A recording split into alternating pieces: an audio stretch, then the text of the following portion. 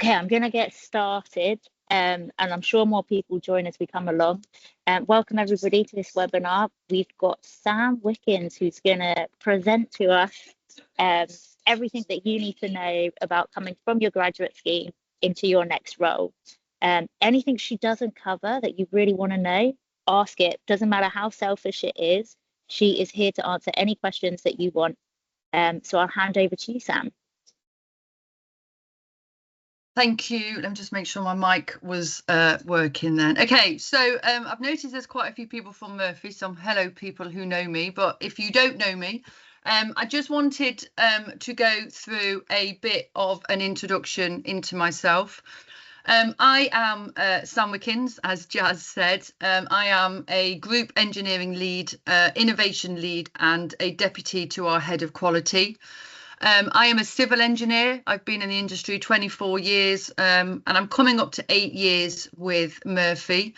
I have a BEng in civil and infrastructure engineering, and I did that part-time while working.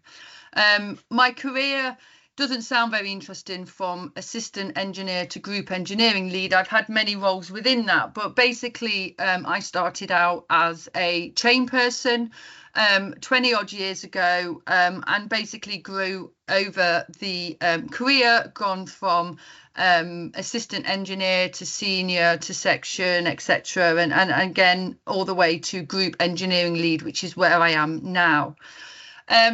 Because I am a female civil engineer and there isn't many of us, and both mechanical and electrical as well in terms of engineering disciplines, I decided to take on a PhD part-time at the University of Warwick. Now, for the people that don't know about PhDs, sometimes you are given a research topic, but I actually wrote my own research topic, presented it to a number of universities, which they all said yes to, which was great. But I chose Warwick because I do a lot of work with them. I actually got a scholarship to undertake this degree, PhD. It's 7 years part-time, and I do this as well with the role that I do. I am very actively involved in graduates and how people can progress in the industry. So that is me as a individual, and this is kind of like what I've tried to do, is split out what my career looked like. Now, one thing that I will always say, and I come to this in a slide later on, is sometimes your career may not be linear.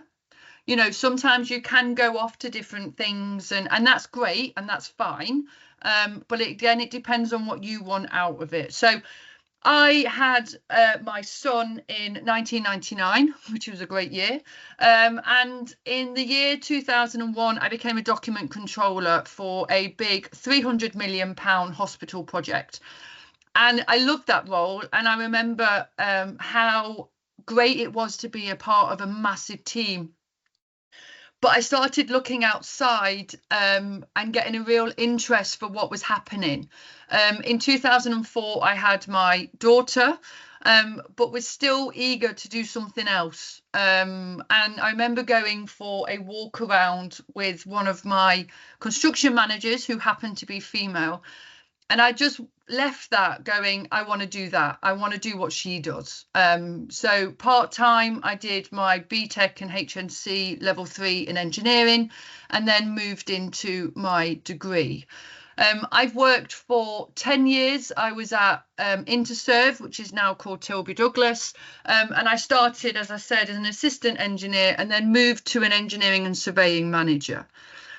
In 2017, I started as in Murphy. I became an engineering manager for their energy business. So I basically looked after 50 engineers plus, logistically, and supported if there were civil incidences on many projects. 2021, I got promoted to group engineering lead, which basically means that the role that I do, I am able to input into the different business units that we have within our business. And then, as I said, in 2023, I started my part-time PhD. The pictures are a couple of projects. So the one that looks like a dam, that was at Ripon. We were building a flood defence, and I was a public liaison officer for that role, using my engineering experience to explain to people that don't have any engineering background what was happening to their houses and why we needed this. The bridge with the crane is the A43 at Corby. I was an engineer surveying manager on that one. And then the other bridge that's got the cars under it, I actually, that was one of my projects I've built. And one thing I love about this industry is, and again, from a civil or mechanical or electrical background, is you get to go to places that you've built. So not very often, but whenever I go under this bridge, I'm always telling anyone that's in the car, oh, I built this. And it's such a great achievement, I think. And that's probably why this industry is so vast and so interesting, because we get to show people what we've actually built. Okay, so that is my career on a page, and hopefully there'll be many more roles, and I will finish my PhD in 2030, and I won't tell you how old I am for that. So the point of the presentation and what Jazz, who I work with, kind of gave me a remit was to try and understand where you fit on a page, really, to see where your role sits, but also what's those opportunities out there for you. So we've all finished the grad scheme, I think, on this call, and you'll know going into the role of your new role as an engineer, depending on what discipline. And it might feel like to get to like your professional commitment or to get to your other roles, it may feel like it's a really long path. You know, you're just starting out in your career and you could be working for the next 40 years. But what does that look like? And kind of like, what are you able to do to drive the changes that you need to do? A couple of things that come out, I think, from when we talk to graduates, and I suppose the life skills that we assume that you all have when you've come out of this role, is actually understanding what you need to understand. And one of the things that I do for Murphy is help and support the graduates that we have. But I've just pulled out a couple of things that you kind of like, I think, are important for you to understand and why. So the thing is, you will get a contract. Now, that's the most important document that you will get whenever you start any roll-off, or whenever you start a graduate scheme, or any job within the industry and the roles that you go to. And there's different things that you need to understand and kind of like ask questions about, because they are quite important to how they affect you, in terms of your salary, but also in terms of the perks that you get and things. So things like salary, obviously you need to understand the salary that you are given. And understand where that sits within the grade that you are then given in terms of the highest that you can achieve, and where you sit within that. Now, the conversations are never pleasant when people talk about money. It's one thing that you do have to learn. And even at my level, I still don't feel particularly comfortable having to talk to my boss and go, well, actually, I'd like a pay rise, and this is why. One bit of advice that I will give anyone on the call is you can't ask for a pay increase just because somebody else gets paid different to you. You do need to do that extra work of highlighting why you deserve that, okay? And I'll go through some tips on that as well. You need to understand the difference between a company car and car allowance. Now, I know that sometimes can be confusing if you've never understood or had those terms before, but obviously a company car is the work, give you a car. A car allowance, travel allowances, they give you an amount a year, and you have to use that to sustain a car, insurance, maintenance, etc. Holidays are pretty standard across the business, but again, read it. You might have, my other half works for a company that gives him his birthday off, you know, so that will be in your contract. So kind of like understand what your holidays look like, understand what your perks are. It's really important to understand your working hours as well, and that might be different if you're in an office or if you're on site.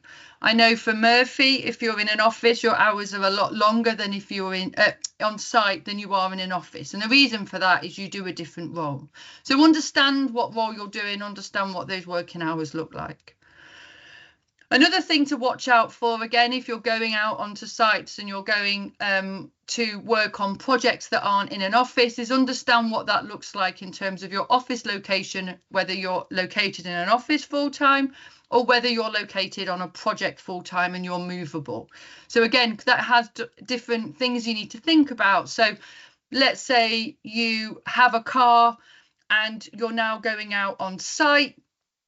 Your car might not be able to do that mileage, or your car might not be new enough to be able to sustain the maintenance it needs for you to be doing that journey. So kind of, yeah, you need to understand that because of the knock-on effect of how you then arrange and do what you need to do. Private healthcare, if you get that, you need to work out that that's a benefit in kind, so you will get taxed on it. But what are the perks of that, you know? And that's a real privilege to have if your companies give you that, but it's also understanding what that means in terms of your salary and your benefit in kind, which is what you get taxed on. Another important thing to realise is if you are a graduate, you've just rolled off and you've got a student loan to pay, how much that looks like. What does that starting tariff? I think it's still 25 grand as the starting tariff. Don't quote me on that. I'd have to Google it, but find out what the first tariff is and then work out the percentage. You know, and every time you get a pay rise, your student loan will in fact be affected because you're getting paid more. They'll take more tax off you. So kind of like when you get your pay slip and when you get to look at all of these things from your roll off, really understand how this is affecting you. The other thing that I think is really important, and you may do and you may have done already, which is great if you have, but if you haven't, is to understand the policies that you are signing up for in terms of working for that company. Now, expenses, sick leave and any change in circumstances will be different for any different organisation. Okay, how you claim expenses, what expenses you get reimbursed will be different, you know, so you need to understand what you can claim for, how you can claim for it, and understand all of that, so you've got a bit of a better picture. Change in circumstances, what does that mean? So if you had a car allowance, can I now have a company car? If I don't, you know, if I want to do another degree, or if I want an apprenticeship, how does that then affect everything that I'm doing? The two important things really, and this is something that even at my level, and I've been working along a few years now, always catches me out, is the tax code. You need to take ownership of this. Your tax code is relevant to the information that your organisation gives, and that's it. You need to review it, and every time you get a letter and it doesn't look right, you need to do something with it. Your business or your organisation will not check it for you, and that's a really important one as well. If you were to get bonuses, sometimes that can affect your tax code because the taxman thinks you're going to earn that much as a new salary. So you just need to be aware that every time you get a new tax code or you get a letter from the taxman, review it and double check it with your pay slips. It's really important because you may be paying too much tax, and it takes a long time for them to give it you back. The other part of a document that is really important in terms of us as we go through our career is the P11D, and that will highlight any benefit in kind that you are receiving. So if you're receiving a company car, it will tell you the tax that you are paying. If you have a fuel card, it will tell you the tax you're paying. That then affects your tax code, and that then affects obviously how much you're then getting paid. So you need to be aware of all of these kind of things, and there is no such thing as a stupid question. I cannot stress that enough. It may sound stupid, but believe me, I've asked some random, and still do ask some really random questions, but if you don't know, how would you know? So I just want to stop there and I can't see my screen, but is there any questions in the chat, or has anyone got any questions about the slide that I've just gone through?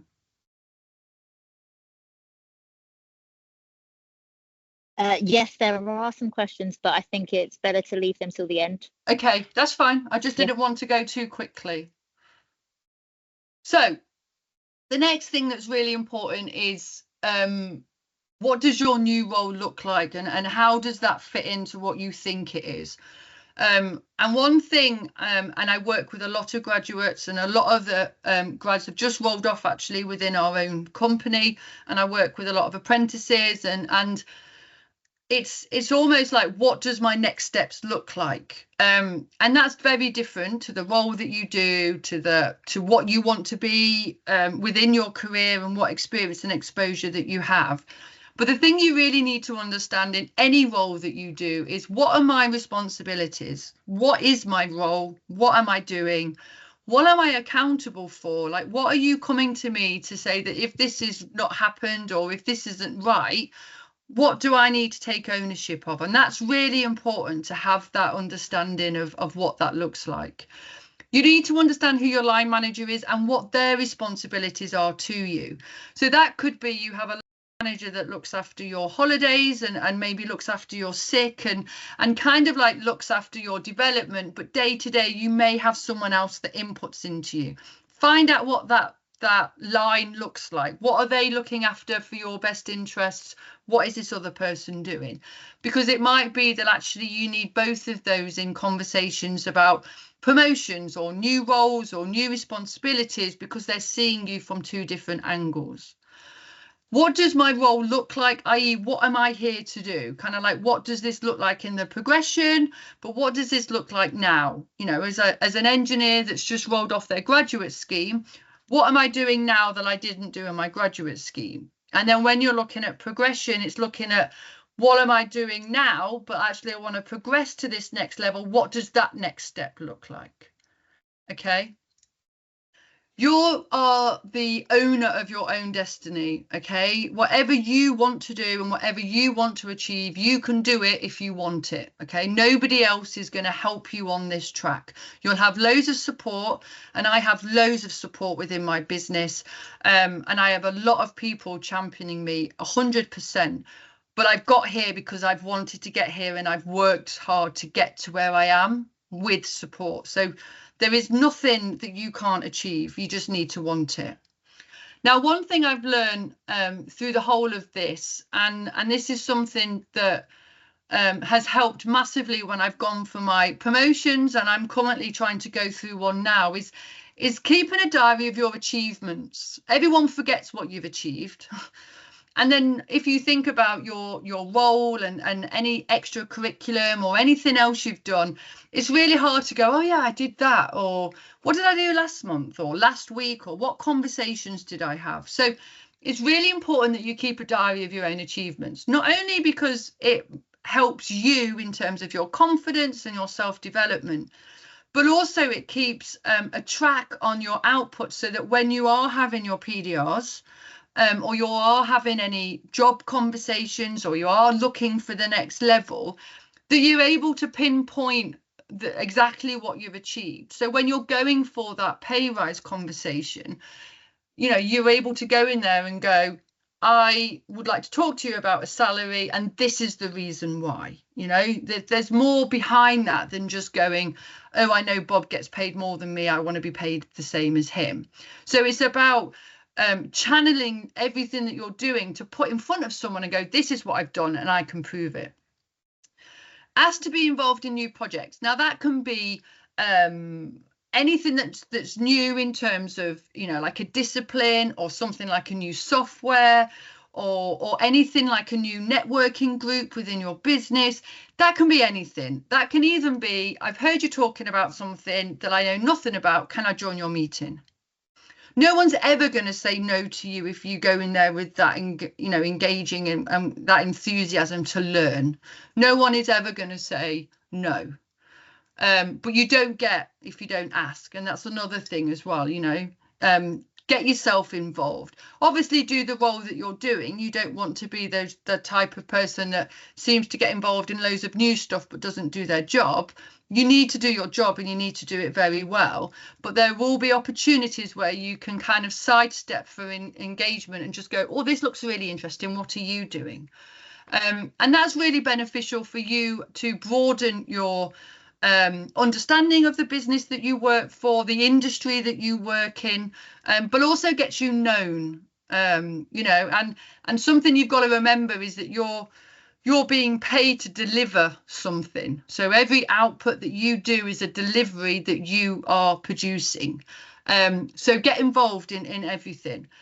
And also that includes events and extra work events. You know, I know from a site experience, you know, we work long hours, and you know, the last thing you want to do is maybe go to a, I don't know, a young person's event that the guild is putting on, or the ICE or whatever, and it might be like, oh God, this is really boring. How is it going to benefit? But actually, it does a lot. It shows that you are enthusiastic but engaged in the industry, and you want to see it and you want to be involved in it. It says a lot about you as a character. If you do go to these events, you might be able to make them better. So put your hand up and go, well, actually, I'm thinking about this. What do you think? It enables people to see you, for you to network. I know people sometimes don't like that, and I am the worst at networking. If ever I go to an event, you'll see me in the corner with a cup of tea, looking like I don't want anyone to talk to me. But that's just because I don't really like those sorts of events. I am very talkative, as you probably can tell, but it's knowing how to you know, to feed into a room and play into a room. So it's always best to do that, and anything that can populate your professional body that you're interested in, anything you can do that to raise the bar. LinkedIn, your brand is so important. Anything like that is definitely beneficial to you individually and your career. Now, one saying that you may have heard before throughout your schooling and university is the Richard Branson one. And I'm telling you now, it is so true. And it's, if someone offers you an amazing opportunity and you're not sure you can do it, say yes, then learn how to do it later. 100%, I would say that. Now, I'm the innovation lead at group level. I don't know anything about innovation really, but I've taken it on because I was asked to do it by our CEO, actually, as if to go, well, Sam can do this, so let Sam do it. And I was like, okay, I'll put my hand up and I'll do it. So I'm learning constantly. I'm learning about innovation and how we can change it within our business. Take that opportunity and you can learn it. You know, nobody will ever say no. So when we're looking at kind of like how you progress, whether that is in your business or whether that is externally or whether that is how you grow individually, it's all about keeping an eye out of opportunities and secondments. So one thing we do in Murphy is we have a secondment when our work is busy in Canada for our pipelines, is that we offer a 6 to 8 month placement secondment over to Canada to work on our pipelines. That is a fantastic opportunity for anybody. And we get loads of people who want to do it, you know. So if anything like that comes up, take it. Say yes to every opportunity. Use the Richard Branson. Say yes, learn about how to do it later. Find out what potential routes are available. So look where you sit, but look where you want to go. You know, do you want to be a CEO? Do you want to be a project director? Do you want to be a mechanical project? You know, anything. What do you want to do in your career? How do I get there? A really important part is, remember, progression isn't always linear, okay? Sometimes it's side steps. Now, I'm very fortunate that mine has taken an engineering route. And even though I work in quality, my line manager is our head of quality. I manage site engineering across the whole of our group. Now, we have 4,000 employees and we have about 500 engineers plus in terms of site engineers. So, you know, I have a big team that I manage and support. So I'm lucky that I have two hats when I look at quality and site engineering. But, you know, I could go into a different role and again, it could be something completely different. Ask loads of questions. Now, I've worked with a lot of young graduates. I call you young because you're a lot younger than I am. And one thing I find is we've stopped asking questions. Now, I don't know if this is a generation thing. I don't know if it's because you feel that you can't come into a business being the top of where you are in your degree and coming into a business and having to start at the bottom, which everyone has to do, by the way. No one gets straight to the top. We have to do our time. And I don't know whether you think individually that we expect you to know the answer, or whether you think you should know the answer. I haven't quite worked that out, but my advice is ask questions. Find the people you can ask questions to if you don't want to go to a certain individual, if that makes sense. So find your allies, find your team members, and just message them. And believe me, I message people every day a question of, does this sound right? You know, because I'm just clarifying it. I don't know everything. And there's just some things that I'm just not, you know, 100% confident on. So ask questions, because we don't expect you to know everything. You're just starting out, you know, and yeah, that's the only way you're going to learn. The other things that you kind of like need to look at as you go up, whether it's the progression or whether it's looking at your role and there's another role and how do they look like transferable skills, is showcase what you've been involved in. Everything we learn in our role, and me as a civil engineer, the majority of my stuff is transferable. You know, in my role, I don't do setting out anymore, but I do engage with graduates, and I'm able to, you know, manage projects and manage teams. So I could go into a different role that maybe didn't have any civil engineering, but that I've got the communication skills, I've got, you know, the strategy skills that I need to enable me to do my job, which could then be put into a different role. Sell your achievements. Now, this is a really difficult one because nobody wants to be that cocky person of going, I'm amazing, I've done this. Now, there's ways of saying it without coming across like that. But at the end of the day, you are here to sell yourself. Now, one thing that I highlight to people, and I mentor quite a few people at work, and some of them are senior people, they're not you know, graduates and just starting out in the career, but half of the role that I do is not actually my day-to-day job. Half of the role I do is helping other people because they know that I will do something. So they know that I will deliver, or they know that I will find something out if they've got a question, or they know that I will support them. Jazz came to me because she knew that I would do this, and you know, hopefully you're taking some things away from it. But the point is that is an achievement that I am well known within our business because they know that I deliver. And that's a really important thing to take away, is you know, that engagement with others. And you know, we make a joke that if people don't know who I am, then where have they been? But that's because of the role and you know, the person that I try to be within our business. So sell your achievements, sell what you do, you know, and tell people about them. So my last slide really is looking at what's next. Now, your career is, you know, 40 whatever years long. It can be as short or as long as you want it to be. There is nothing to stop you in this industry, whether that is you know, within the discipline or, you know, with anything that you want to do. The most important thing you need to do, and as I said, there's quite a few civil Murphy people on the call as well, is gaining your professional accreditation. What is more important than to highlight to people that you have been professionally accredited with your professional body, with letters after your name, telling a person looking at your email that I am at the highest level of my professional career. I am a talented, knowledgeable, experienced expert within my field. So that is something that we need to push, and that's something that I push the grads that I manage as well. So that is the next step. Whatever you can do to get to your professional accreditation, do it.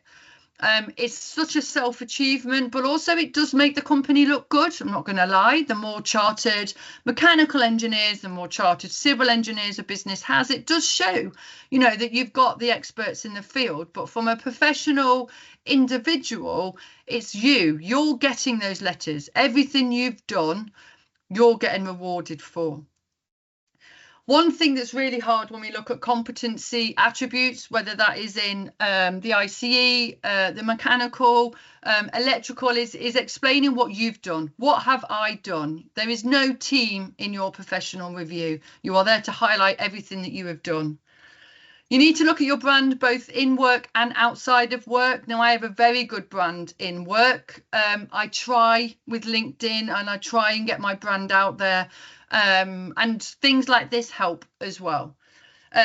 join groups within your professional bodies. If there's like an early careers group within the guild, there is definitely one with the ICE. Join it. It's really important. And we hosted an ICE young person's event a couple of weeks ago. You know, if we want to do something for the guild, 100% we will do that in our London office or wherever. You know, get some speakers in. It's really good for you to network into the business. Build networks again, in person or on LinkedIn. Organize events. Doesn't necessarily have to be a work event. It could just be a social for the grads, you know, that have just rolled off, or it could be like a project, whatever. You need to enjoy this journey, okay?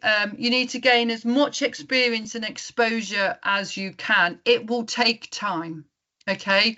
Don't be discredited in terms of if, you know, you're like, well, I've been in this role for like 3 years now and I'm not getting that promotion. Don't take it as a negative. Just try and gain as much experience and exposure, because it will make you a better engineer.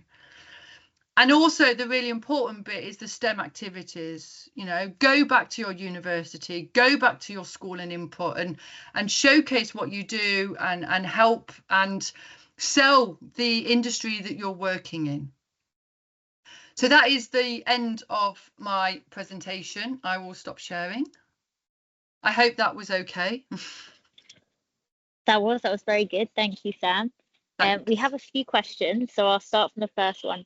What's your advice for someone that can see a person in their business that they would like to be like? Oh, perfect. I think it's just reaching out to that person and just going, you know, have you got time for a coffee? That's generally how my mentor mentees chat have. And it's very much about, you know, sitting down and saying, well, how did you get to where you've got? You know, is there any opportunities that you know that I might be able to do? Is there anything that you're working on that I might be able to input into? And then I think it's also that there's certain people that will also be on their radar as well. So I have a lot of opportunities to put people forward for things within Murphy, and I have almost a select few that I put forward, and luckily they do it because they see the importance of it, and that gets them on, you know, other people's radars and things like that. So I think just go up to them and just say, you know, I'd just like to have a chat about, you know, what do you do? How did you get here? Can you offer me any advice? You know, and things like that. Perfect. So not being too scared. No. The next one is, what's the biggest and most drastic change going from graduate to a design engineer in terms of roles and responsibilities? Oh, that's a big question. I suppose it's knowing what you know, knowing what you don't know, and being able to highlight that and ask the questions so that you do know. I think one thing that, again, maybe a generational thing, is people are worried about making mistakes. You only learn from your mistakes. So it's always best to try it, you know, and go to someone with a solution and then be like, well, actually, yeah, this is great. This really works. Or maybe we should look at this, and having that conversation with that person. So I don't quite know, because I'm not a design engineer, but I would say it's you've still got the support that you're brand new into this role. Work within it, ask the questions that you need to, and then gain that confidence as you go up the experience, but as you progress, to be able to go, well, I know that now, so what's the next step? What else can I learn? I hope that helped.